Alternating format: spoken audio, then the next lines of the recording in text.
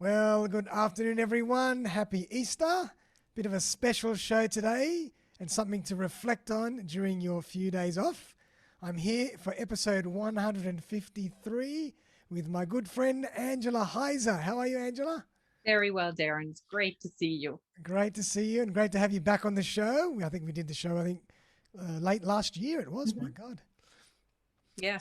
Now, for everybody out there, topic for today is what is the connection between emotions, needs, and boundaries? And everybody that doesn't know Angela, who hasn't seen our last show, Angela is the emotional productivity expert, leadership trainer, and coach. She helps her clients transform their lives and accelerate their careers by providing them with crucial skills and tools to manage themselves and others, creating drama-free, supportive relationships. Angela is passionate about teaching people that there is no positive or negative emotions, that all emotions are useful, and that anger can be a force for good. Before Angela started working as a personal and corporate trainer and a coach 25 years ago, she was, amongst other things, a researcher in New York, an import manager in Taiwan, a managing director in Hong Kong, a TV producer in Germany. My God. Angela loves to travel and looks forward to exploring the world again as soon as conditions allow. So welcome back, Angela. My God, you've been all around the place. Yes. Busy, busy. My mother used to joke that I was born with itchy feet. Yeah, I can see that. So I thought maybe let's dive in. Maybe just give us a little bit of a rundown for the people who haven't watched our last show. And if anybody hasn't after this episode, I urge you to do so. Tell us a bit about, your background and why you do what you do. And then we'll jump into some great conversation for today. Okay. So you've already identified that I love traveling. It's been 50 countries so far. Wow. I've lived in 9 and I've worked in 16 countries, but I was born in Germany.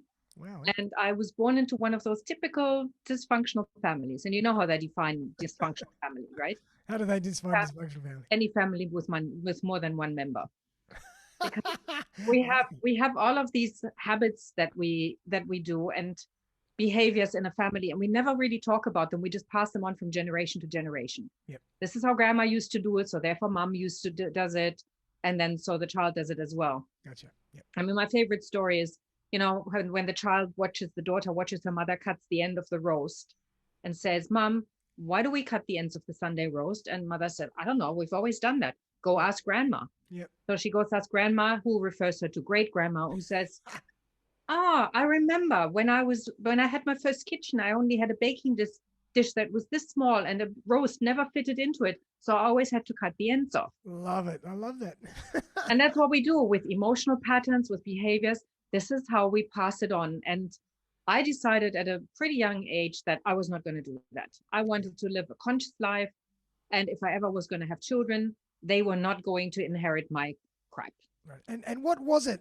Do you remember that triggering moment or that, that time when you thought, that's it, I'm not going to do that? Or was it a gradual process? It was a gradual process. I was I almost said rabbit, avid reader when I was a child. I spent a lot of time reading, and I probably read a lot of books that were not suitable for a 10 or 12-year-old. Right. But I had the free run of the library.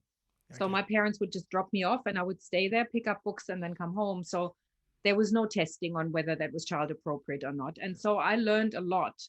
And I finished the personal development section of the town library at the age of 15. Wow. And it was like, there's something else out there. Look, I love my family dearly, but we were not the most functional. Right. And I just decided that I didn't want to live my life. I'd like that. I wanted to have a different one.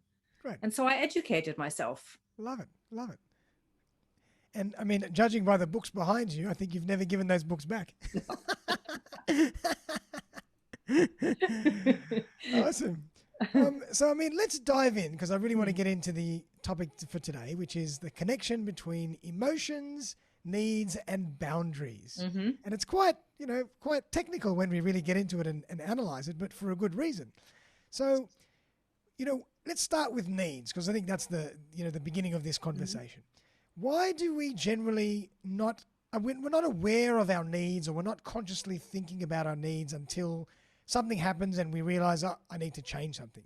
Why is it that, as you mentioned, we just do what we do, Grandma did it, great grandma did it, and we don't even ask the question, why is that?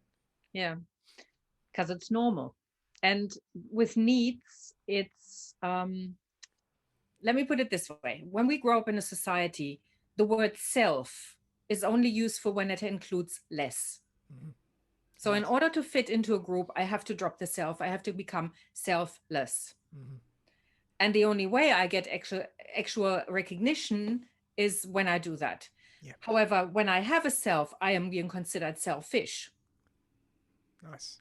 So needs, I need to fulfill my needs in order to survive.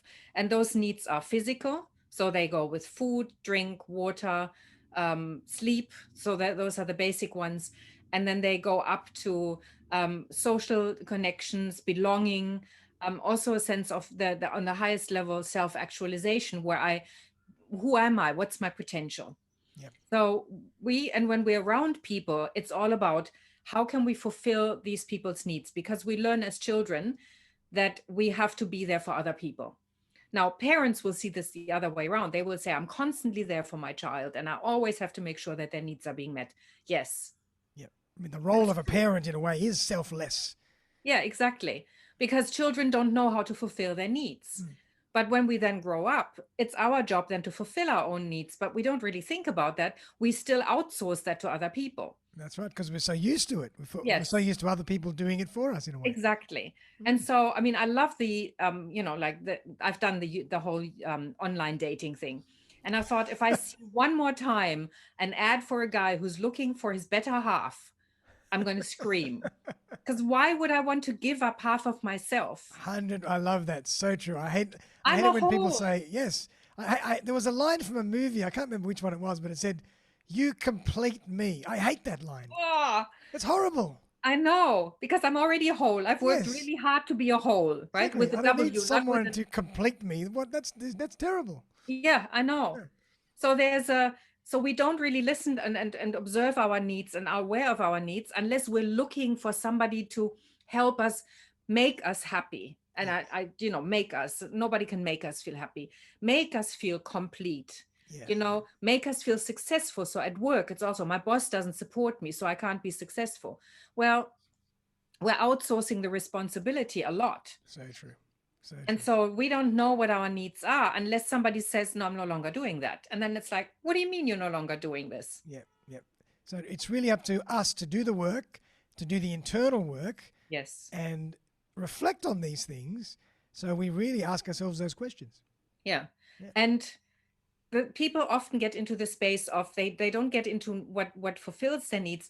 We often people vacillate between two, needless and needy. Yep. Yeah. So it's no, I don't need that. I'm perfectly okay. Here's something that I put then on. Yep. No, I'm perfectly okay. No, I really don't need anything. Yep. Just leave me alone. Love it. Love it. Right? And then of course there's the needy, which is, oh please, and I can't do this, which is the flip side of Exactly. Yep. of needless. Because when your needs haven't been fulfilled for a very long time, then you will get into that needy space. Yep. So I talk to people and they say, well, I can't really talk to people anymore. They turn around and walk away. Mm-hmm. Yeah. And I suppose when you really when you're the master of your domain, you know when you need to ask for help, and you Yeah, know when you are there to give help. absolutely. That's a nice balance, but to Yeah. find that balance is probably not that simple. No. And it's the important thing is to recognize that it's perfectly okay to have somebody to say, I can give myself a hug, Mm. if my need is for touch and for some Yeah. connection at that point. But to say to somebody, would you give me a hug? That's perfectly okay. Yeah. But jumping somebody and going, here, let me just give you, Yeah. the little Exactly. monkey hug, Yep. not so appropriate. Exactly. You ask But permission but first. yeah, but that filters through into all sorts of areas in life. So true. So true. Yep. You Everything. know. Yep. Mhm. Very true. And so, what are some of the tips that you might give people to, or what questions or the strategies that they can use to make sure they think about their needs? Are there anything that you want to? That's where emotions come in. Uh-huh. Haha. See, I have this model that I use where I basically say, imagine you're sitting on a stool with three legs. Okay. One is emotions, one is needs, and one is boundaries. Nice. You kick one of those off, you'll fall over. Okay. Love it. So when let's start with emotions. Okay, so people talk about positive and negative emotions, and as you read, I don't have that. It's either pleasant or unpleasant. So this is something that actually comes from nonviolent communication. Nice. So there's always a positive intent behind any emotion, no matter how negative it looks on the surface. So if I now feel my emotion and it feels unpleasant, so I'm frustrated or angry, like we talked about something that didn't happen for me this week, and I was really frustrated. Well, I had a need for contribution, for making a difference, Yep. and that didn't work. Yep. But if it had happened, I would have felt content, fulfilled, satisfied, joy, and all of these. So when my need is fulfilled, things are great. When my need's not feeling great, fulfilled, then I don't feel so great. Gotcha. So it's checking in. So if I know how I feel, then I can generally go, so what's the need that's not being fulfilled? Nice. I like it. I like it. And our daily emotional state can give us the clue. Yes. That doesn't mean that one emotion only fulfills one need and one need only is fulfilling one emotion or connected to one emotion. There are lots. Gotcha. So you can have a need for learning that could be fulfilled in God knows how many different ways. Gotcha. Watching a movie, doing a course, Listening having to a listening, having a conversation, listening to an audiobook, a podcast, or whatever. Exactly. Yep. Yeah. Love it. And I can feel really enthusiastic about all sorts of different things with different needs. So I can be enthusiastic about doing this and having a wonderful time. I can be enthusiastic about getting on the next plane and going somewhere else. Yep. So again, it's about being really in the situation and really noticing what's going on for me right now. How am I feeling? What's important to me? Yep. And taking the time, I think, to stop and ask that question, because we're all so used to running from one thing to another. Yeah. We never actually give ourselves a second to actually analyze how do we feel, what's our emotional state, are there any needs not being met? Yeah. And we don't listen to ourselves. And what we do is we don't feel. So if I can't feel my feelings, then I'm probably cut off from my needs as well. True. Love it. Okay. And where does boundaries fit into that? Well, when I know what my need is, then I can also say this is okay and this is not okay, and how it's being fulfilled. Mm-hmm. So let's say I have a need for connection, and then I say to somebody, would you give me a hug? Well, if the person starts hugging me for 5 minutes, and won't let me go, that might be a little bit much, right? Stalker. Yeah. But if I say, if I then put the boundary in place and I start detaching after, let's say, 20 seconds, I'm putting a boundary in place. Yeah, you're saying 20 seconds is your limit, buddy. Well, 30 seconds is good because that creates oxytocin. Right. But it has to be 2 willing participants. Right. Okay. So, for example, I generally say when somebody says to their child, "Oh, come on, give Auntie Angela a hug," and the child looks at me and and it's very clear they don't want to do that. I say, that's perfectly okay. It's probably better. They will come in their own time. Please do not force them to do something they want to do, because especially if it's a girl, she's going to learn that her physical boundaries, her body is not hers. Because if somebody can say, go and give Uncle so-and-so a hug in 10 years, 15 years time, that may mean that, she allows people to take liberty with her body because it's been okay. So true. Wow. Yep, absolutely. So all these such simple things that, we do when we're young or we're taught, sometimes we don't realize the repercussions. Yeah. So again, so if I'm aware of and boundaries can be physical, mental, and emotional. Gotcha. So I can have mental boundaries around things I do not want to discuss. Mm-hmm. Yep. There are certain topics around at the moment where people have very, very different opinions, and relationships break apart because of those. But if I can put a boundary in there and saying, you have your opinion, I have mine, that's perfectly okay. Yep. Let's just leave it at that. Yep. We agree to disagree. Exactly. That's the end of that. Yeah, we can still have a relationship. Yep. But some people don't respect those boundaries, and they go, but and why not? And yep. So true, so true. And so those three things obviously have to exist together all the time, or they do exist together all the time. And then when they are in balance, we are working at our optimum in a way. Yeah, ideally. I mean, look, let me put it this way. When our emotions and our needs and our boundaries are in perfect harmony, we're probably sitting somewhere by ourselves and meditating. That's right. Yeah. We're on the top of the mountain in India, Yeah. levitating. No other people around. That's Or right. you have the other thing, of course, could be, and that's something people often don't do either, is they don't negotiate ground rules. Nice. Yeah, true. And so that's where you have to do those things up front. Yeah.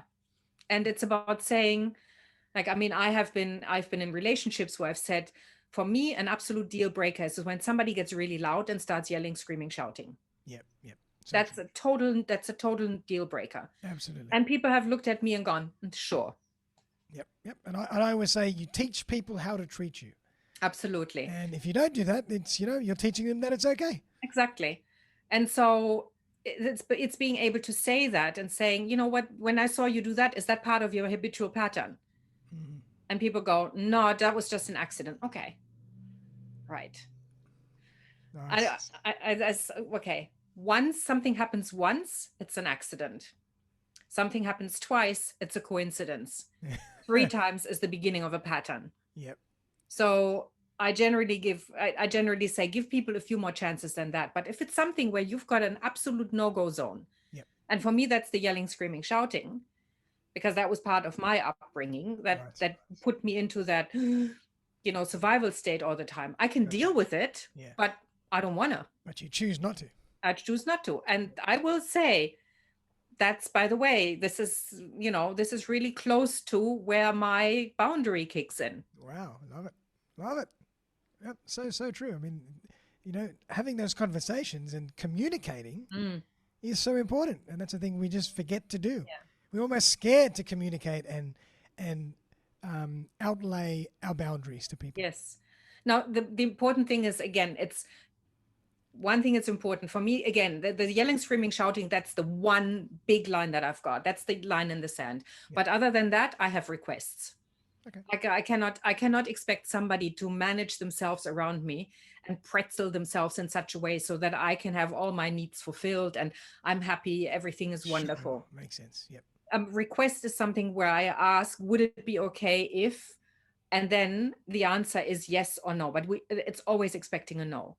Right. And then it's about negotiating. And it's a discussion. It's a negotiation. Exactly. Yep. It's not. But that often doesn't happen. Yep. Yep. It's the proverbial toothpaste. The whole thing about you haven't put the toothpaste back on again. Yeah. And it's been building for 10 years. Yeah. You didn't take the garbage out last night. Yeah. You never take the garbage out. Yeah. So goes to never. Yep. So it's the ability to actually negotiate these things. And I know that sometimes people, when I talk to my clients about that, and they say, do I have to make a mountain out of a molehill? And I'm going, well, would you like to deal with a molehill or do you want to wait until it's become a mountain? So true. I love it. Yeah. So true. It's already bothering you now. So do you really want to wait? Nip it in the bud now before it gets bigger. Yeah. Makes perfect sense. Yeah. Awesome. And so, I mean, do you have any strategies for people who can, adopt in their daily lives some form of methodology to keep this in best harmony they can? Mm-hmm. How do people go about this? I mean, talking about it, we understand it perfectly, but how can people actually actively do this? Okay. First and foremost, notice your emotions. So that's really the skill. It's the ability to feel what's going on. Yep. We're really good pushing down our emotions. Okay. We're also really good at medicating. Yep. And you see this everywhere. Sure. I mean, I'm reading a book at the moment. Every time somebody gets upset, they go quick, fetch the brandy. So we medicate with alcohol, with drugs, with sugar, with gambling, with sex, with anything. Yep, so just so that we don't have to feel our emotions, because they feel uncomfortable. Especially when they feel uncomfortable, then I definitely don't want to feel them. Yep. But when I become aware that things are uncomfortable and I go, okay, this feels uncomfortable, it's a great signal for me to notice that something's not working, then I can do something about it. What can I start to do to change it? Yeah. And the other thing I find that really helps is having a gratitude ritual. Okay. So what are some good examples of that? Well, you can do it anyway. You can light a candle and sit in front of the candle and just think back to your day and go, what are the things that I'm really grateful for? Where did I fulfill my needs? Nice. Yep. because what it does, it starts strengthening that muscle. It's that, okay, that worked. And if something didn't work, then you could say, so what could I do differently in order for that to take place or to happen? So true. Or you might want to sit down at the end of the day with a piece of paper and just write down all the good things that happened, Exactly. or whatever, reflect Yeah. on something. Yeah. Or in the shower, make it a point to spend 30 seconds or a minute just processing, Yeah. those things. So everybody has a different way of doing it. Absolutely. And again, just being in the moment. Like I love talking with you. I get so much joy out of that. Thank you. Appreciate that. Me too. And just that, just noticing that, because we are not really good with noticing the good stuff. So We're true. much better noticing the bad stuff, because that's how the brain is wired. Yeah. Notice what doesn't work. That's the pattern. Yep. Because that could potentially be a problem. Oh, it feels good. Oh, I can just keep going.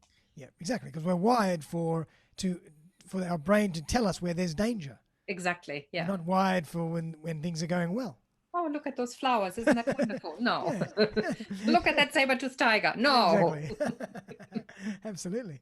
Okay, fantastic. And so do you work with people one-on-one or in groups to help them with a lot of these issues? Both. Okay. So I work with people in groups. And what I really love, and that's my favorite, is when I get to work with people in groups and in between one-on-one. Nice. So that whatever they learn in the training, we then get to debrief, and we get to look at, in a coaching context, how does that affect them in their life, and maybe put some extra tools in there. But I've been collecting tools for over a very, very long time. Wow. And I've created a program that has all of these, I call it the 11 practices of emotional productivity, that has all of these skills in there that I have missed out on. Wow. As a child. And that I know my clients all go, yeah, I never learned that. What is that actually a skill I can learn? Wow. So I like working with people, sharing these experiences in a group, because people realize that they're not alone. They're not the only ones who feel lonely or feel that nobody understands them, or get into conflict situations and have no idea how to resolve them, and then just walk away because it's just too hard. So true. Yep. So or true. say, wow, that's what listening is. That's listening. Oh God, I have not been listening my whole life. I didn't know that was what it was about. Yeah. So for me, that's such a gratifying thing. Yeah. It's amazing how they say we don't know what we don't know. Yeah. Yeah. So true. So true. Now I believe you have a course coming up, a webinar coming up. So maybe tell us a bit about that, so people can. Well, it's actually more than a webinar. It's an actually 3 months course. Oh, okay, great. Yes. So it's that course. It's the emotional productivity course. Lovely. And it's about these 11 practices. And it's a course that allows you to integrate all of these techniques and these areas that I have learned over the years are really, really important. And I use them both in a personal and leadership context. So leadership obviously is somewhat different from the personal background, but I can tell you quite honestly, a lot of times people learn skills in one context, they transfer them into the other. Definitely. Automatically. I suppose once you integrate something into your daily practice and it becomes part of you, there's no differentiation as to which part of your life you use it. No, there isn't. I had a client once who was one of my leadership coaches, and he was signed up for a year-long program. Mm-hmm. So that was his employer had organized that for him. And I said, so what do you want to work on? He's like, I'm good. My team is working really well. Everything's good. And I'm like, okay, so you don't have to be here. I don't do the recruiting by force. Yeah. If somebody doesn't want to be there, that's perfectly okay. So the only thing you have to do is you go to your boss and explain why you don't want to do this. That's your responsibility. But if you want to, I don't differentiate between who you are at work and who you're at home. You're a whole person, and we learn by transferring all the time. I love that. I love it. I mean, you may not have seen this before, but you will know what that is because you've seen other things before, right? I love it. And to use that as an example, what, with it being very confidential, what did you end up doing with him? Well, he said, I really would like to work on my relationship with my son. Oh, okay. And I said, okay. 16-year-old teenage son. Can't really communicate with him, find him really difficult to understand. Mm-hmm. Okay. So we started with that. And then eventually, of course, other things started coming in that were a little bit work related because it was a year. Yep. But towards the end of the year, he said, my wife would really like to come to the next session. Would that be What okay? do you know? There you go. And I went, is that a good sign? Just asking very carefully. He says, I don't know. She hasn't told me. So I'm like, okay. So she came in. She looks at me, bursts into tears. And I'm standing there going, I have no idea what to make of this at the moment. She comes up and she, no, boundaries, gives me the biggest hug and says Oh to my me, God. thank you so much. I finally have a husband who listens. My Hallelujah. son finally has a father who doesn't judge him immediately. Unbelievable. And so this took a year? Yes. That was monthly. It's not daily. I don't believe in creating dependencies. My job is to make myself redundant as quickly as possible. Gotcha. So really only a small amount of sessions, 12 to 15 sessions. And look what the change has been. My God. Yeah. And the nice part was he got promoted 2 weeks after that meeting. There you go. You see? Perfect example. So you can just imagine how his relationships at work changed as well. Absolutely. And he said that afterwards. Yeah. He said, I didn't want to acknowledge it, but they really did. I often find that when I work with people and they think they're just working in one area, that it actually then goes into another area of their life. And what I really love is when it goes to the next generation. Ah, perfect. When people just starting to, like when parents walk their talk. And I personally, I don't have children. That was not something that happened for me. Yep. But I get to work with a lot of parents. Yep. And I do not claim to understand what it's like to raise a child. But probably because I'm so distant, I can actually look at things in a different way. And I can say, really, maybe, couldn't you? And maybe it's possible. But when I love it, when parents come and they say, my child is telling me exactly in your words, I hear your words coming out of my child's mouth. That's awesome. I love it. That's awesome. I'm going, okay, well, that's not my problem in that sense. Is that something that's negative? And they go, no, it's just really disconcerting. Wow. Yep. That's not, so it's amazing. It just goes to show you how much effect or impact one generation has on the next. Absolutely. Yep. And if we can, what I call break the trance, the generational trance, we'd have a very different world we would live in. I mean, imagine a world where we could, and this is what's also been really important to me, is the ability to speak up and say, and that's the boundary, something's not working. Right. Now we're living in a world now where we are giving our rights away with both hands. And a lot of people do not stand up for that anymore. They just go, that's okay. Whereas younger people, fortunately, are learning to do more. But again, there's a way in which you can talk, have a constructive discussion, and then there's a way in which you can demonstrate your discontent. True. And you can also be responsible about it and irresponsible about it. Exactly. Yep. And I think these are the skills that we need to teach people these days. Yep. And, taking your phone and going, let me just answer you while you're sitting across the table. No. That's not how we have constructive conversations. Agreed. That's not how we create a democratic system where everybody has a voice, and where when we make decisions, they are in the way that we can say, yep, we've thought about this, and not, you know what, it's in the too hard basket, you make the decision. So that's true. The old parent-child model. Yep, so true. Love it. I've still got that image of the chicken, or the what was it? The cutting off the end, both sides of the roast. The roast. I love it. Yeah. That's going to stick with me. It's a perfect example of, not questioning. Yes. And again, it's not about sitting and destroying the system, but it's about teaching people how to think, not what to think. Yeah. Because that's the only way we're actually going to evolve. So true. Otherwise, we're just going to create the same dysfunctional system over and over again, just because there's some people sitting there and saying, oh, you have no right to ask these questions. And I say, well, what right do I have not to ask that question is, That's right. It's my right to live however I like. And if I need to ask those questions. But if I can manage my emotions, my boundaries and needs, I can have some really interesting conversations. Love it. So true. Beautiful. I mean, I just love that image of the three-legged stool. So simple. And it allows us to really keep those three things in balance. So, Angela, if people want to get in touch with you and find out more about your up-and-coming course, what's the best way for them to do that? Well, they can go to my website, angelaheise.com, Beautiful. or they can connect with me on LinkedIn, which I think is angela.heise. Yep, and I'll put those links in the notes for everybody. Or my Facebook page. I'm, Instagram. You're very social. Yeah, and what I'm doing this year is, I don't know if you remember, last year I did my hashtag 52 emotions. Yep. This year I'm doing hashtag 52 needs, and guess what? Next year will be hashtag 52 boundaries. Yes. Well, Angela, thank you so much again for coming back again. It's been a great conversation. For having me. Always fascinated to talk to you, and we could go on for this stuff for another hour. Yeah. But I urge people to really look into Angela's work, think about coming to her up-and-coming course, which will be extremely useful.